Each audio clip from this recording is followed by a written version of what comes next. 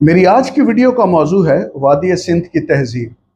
आज से तकरीबन 5000 साल पहले दरिया सिंध के किनारे एक अजीमुल शान तहजीब परवान चढ़ी, जिसे वादी सिंध की तहजीब कहा जाता है।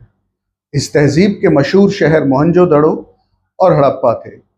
मोहनजोदड़ो का मतलब है मुर्दों का टीला। ये शहर बाकायदा मनसूबाबंदी के तहत बनाया गया था।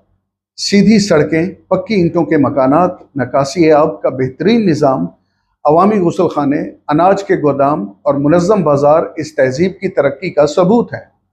ये लोग ज़राअत और तिजारत करते थे, और तिजारत मेसोपोटामिया तक यानी मौजूदा इराक तक।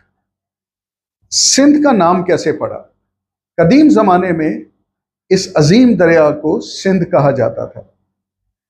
फारसी जुबान में सीन की आवाज़ अक्सर हे बन जाती है, इसलिए सिंध को हिंद कहा जाने लगा।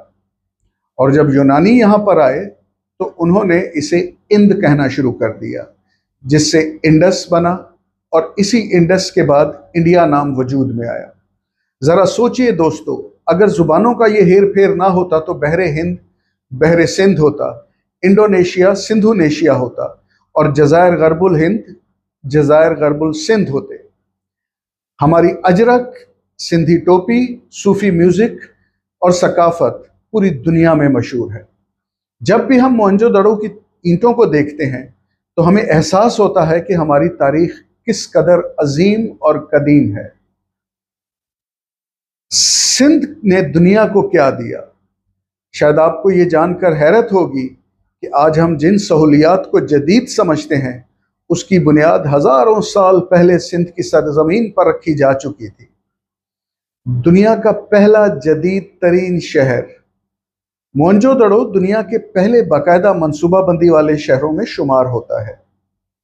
यहाँ की पक्की सड़कें, सीधी सड़कें और इतना खूबसूरत निज़ाम तारीख में और कहीं नजर नहीं आता।